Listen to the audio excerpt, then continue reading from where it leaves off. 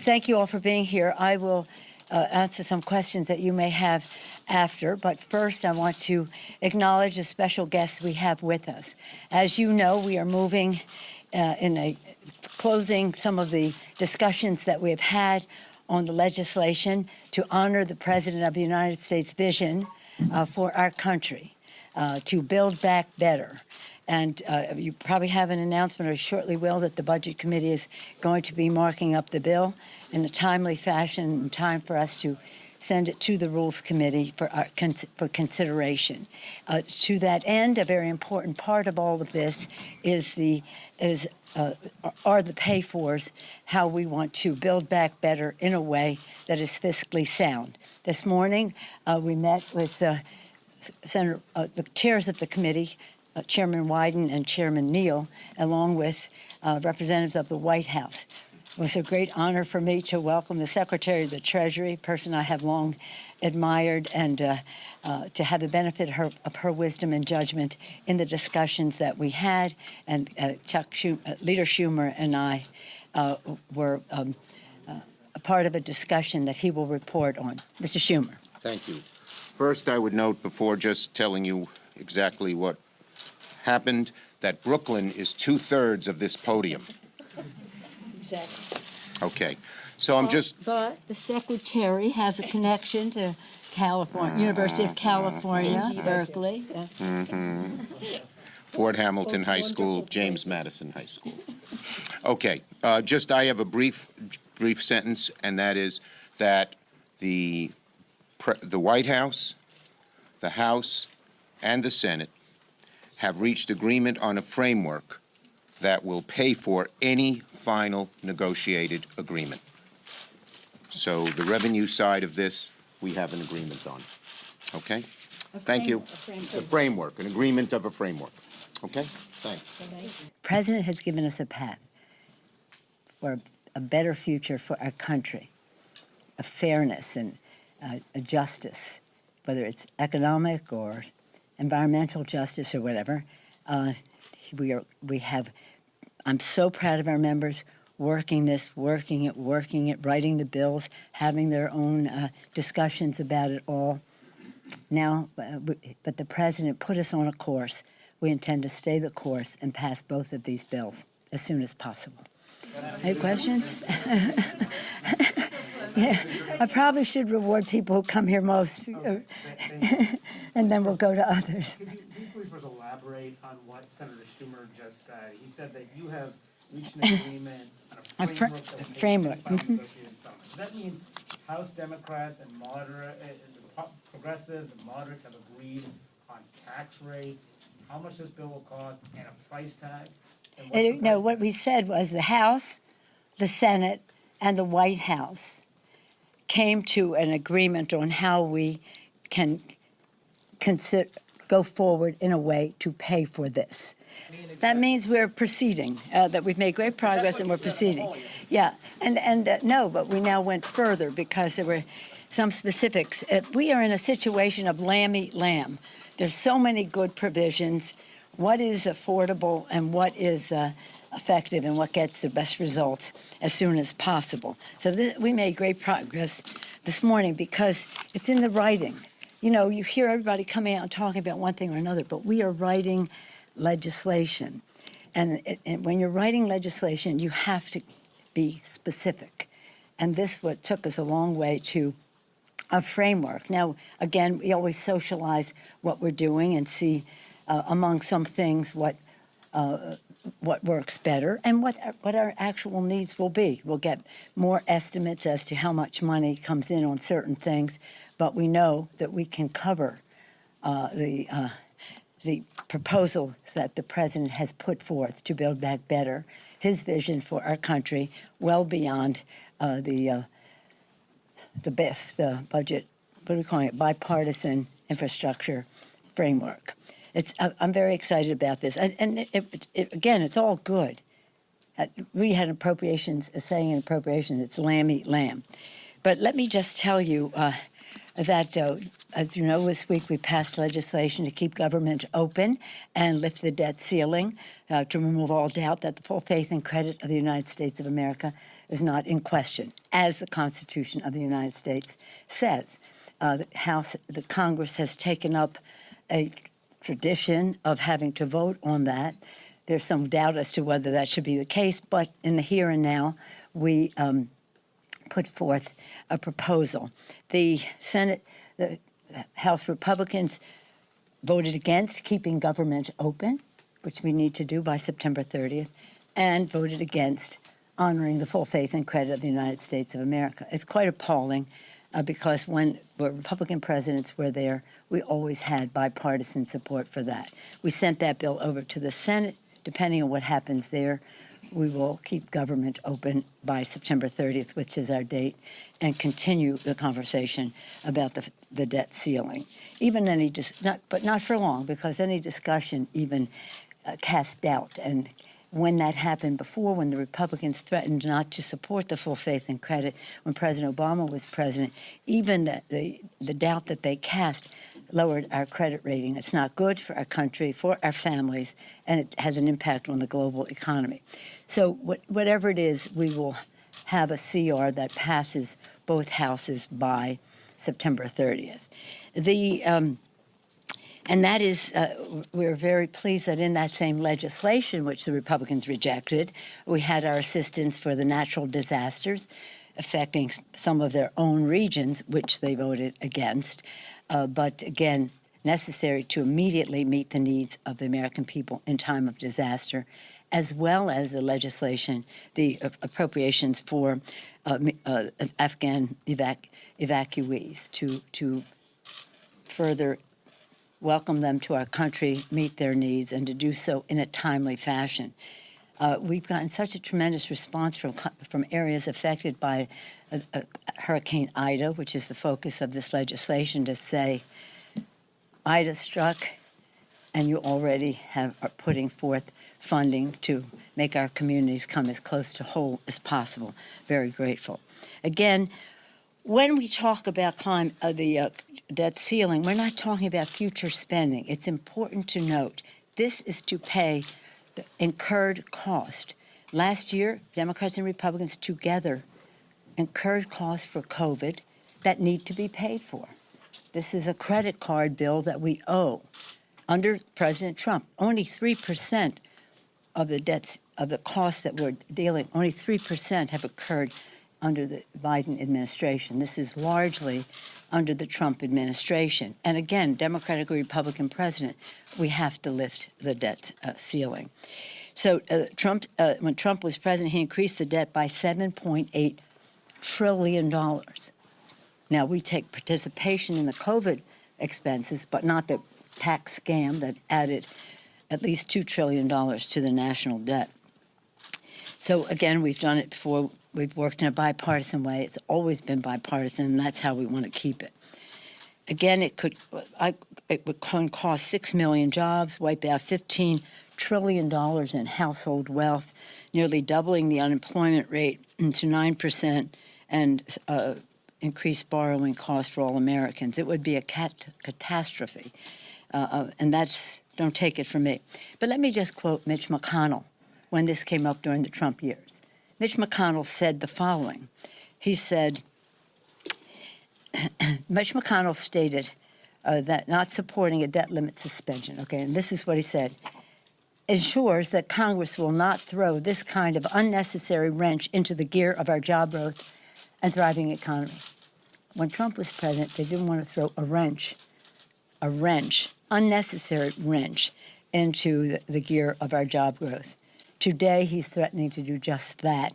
We urge him to stop holding the debt and the economy hostage. Yesterday, this is probably why you're all here today, Leader Schumer and I met with the president about Build Back Better legislation, and it is so exciting. It's going to do so much for our country. One of the biggest middle-class tax cuts for families ever, creating millions of good-paying jobs, unleashing the full power of women in the workplace. Again, when women succeed, America succeeds. That's what we say. And that's with, now, if you're a woman in the workplace, this bill's for you. even for some dads. Child care, child tax credit to help pay the bills. Universal pre-K. Home health care, not necessary for a child, could be for a person with disabilities or a senior in the home who needs personal attention. Family and medical leave, paid family and medical leave. The President has given us a path for a better future for our country, a fairness and a justice, whether it's economic or environmental justice or whatever. We have. I'm so proud of our members working it, writing the bills, having their own discussions about it all. Now, but the president put us on a course. We intend to stay the course and pass both of these bills as soon as possible. Any questions?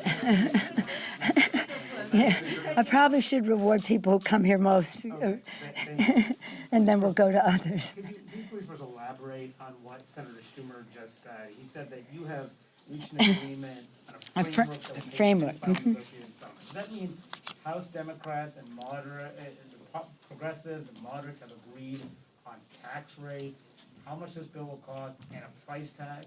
And what's the No, price what tag? we said was the House, the Senate, and the White House came to an agreement on how we can go forward in a way to pay for this. I don't know how you define some of the terms you use loosely there, but overwhelmingly, our New Dem coalition, which a long segment of our moderates and represented us at the meeting yesterday, have been very strong on child tax credit, extending the Affordable Care Act subsidies and the rest. The list goes on. Though we have consensus in overwhelmingly, maybe 10 to 1, 20 to 1 in our caucus as to these priorities, a higher percentage in the Senate. But we wanted to make sure that it was paid for. And I'm a pay-go person. Pay as you go. Sometimes I have a little disagreement in my caucus with some who just don't necessarily think we should do that, but I do. And we came to terms as to a framework of an array of agreements that we have, depending on what the need is. Now, at the same time, we're finalizing on the outlay side. So if we need more, we need less. That will impact the choices we make there. But this was great progress, not in terms of, it's just that it's writing bills, and it takes time, and you have to make decisions, and that's what we did. Can you settle on an overall price tag? Can you settle on an overall? No, we didn't talk about that. This is not about price tag. This is about what's in the bill. What's in the bill? For children, what's in the bill? Universal pre-K, child care, child tax credit, family and medical leave for their families, protecting the planet for them. It's about specific legislation. How much does that cost? How do we pay for it? It's about the climate issues, as I ended on that, on the climate issues in terms of using the tax code to stimulate the business aspects of this to meet the emissions goals. And that's part of how we make some decisions in there. Does this use of the tax cut help meet the president's emission goals that we have as a nation? So it's not about a price tag or anything. It's about values, not dollars. And when we come to agreement on what people are for or what they would cut if they want to do less, what would you cut? But our goal is to have a very specific priorities clearly presented with as close as possible results as possible. And I'm very, very proud of the work of our members on that score. Yes, Chad? Thank you for taking the question. You had the Treasury Secretary here. I suspect you've been talking about the debt ceiling. You've expressed concern there. It seems as though every time we get so close to the debt ceiling, we hear all of these horror stories about the foreman of the apocalypse and locusts and everything. It is that, yeah. But why would we think that that wouldn't happen this time? I know the position of the Republicans, the public position, but why would we not think that this is going to be different this year? Well, because, again, public sentiment is everything. The Republicans yesterday, they voted to shut down government and not honor the full faith and credit of the United States of America. Shutting down government at the same time is rejecting assistance for their own constituents who were affected by Hurricane Ida. Again, we'll keep government open. We'll have the votes to do that, and then we'll go to the Senate again. But the full faith and credit is a national debate. It's a national debate, and why should it be that we as Democrats always come to the rescue when it's a Republican president? And we're not coming to the rescue of the president. We're coming to the rescue of our economy, of families and the interest they pay on loans and their job security and the rest of that. That's the debate that we have to have. And we must succeed. And so, again, hopefully, with your messaging this on Fox News, you will get a lot of people writing into their people and saying, let's not renege on the national debt. It's about paying. You know, the former president was famous for not paying his bills, and they want to do that again. But we cannot let them do that and jeopardize our economy. Yes, ma'am. But how do you guarantee that there won't be a shutdown, especially if Republicans... Excuse me? How do you guarantee there won't be a shutdown, especially if Republicans end up blocking this bill in its current form? Well, we put this bill together in a very bipartisan way.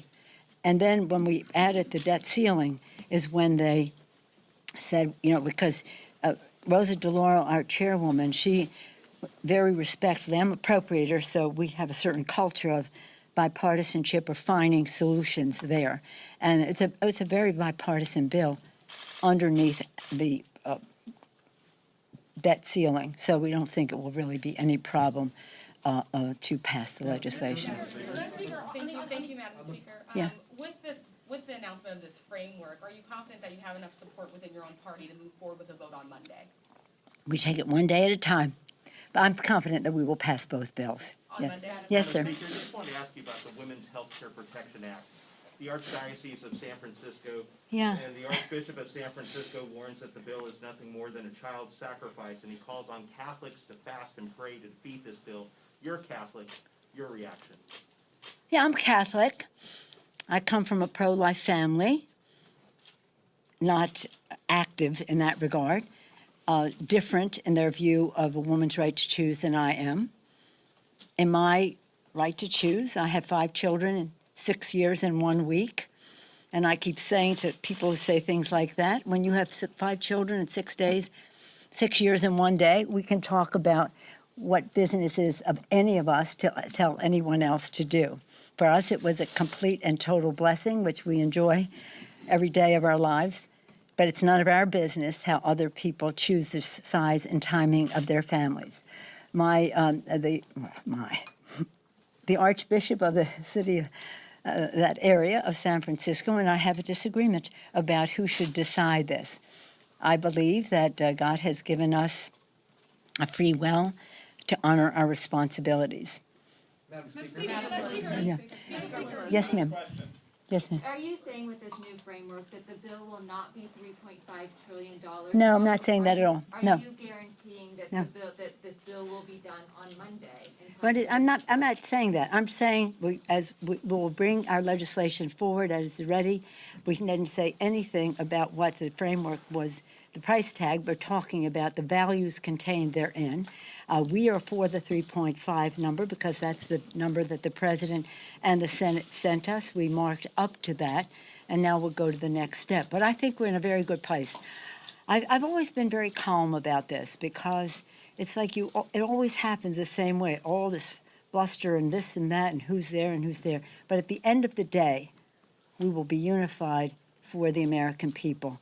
And we couldn't be better led than by Joe Biden and his vision for America's working families so that we have fairness in our economy and justice in our environment as well as in our economy in every other way, and that we open the door for women to succeed in the workplace. So take one day at a time. Thank you all very much. Thank you. Madam Speaker, is the prescription drug drug bill part of this agreement?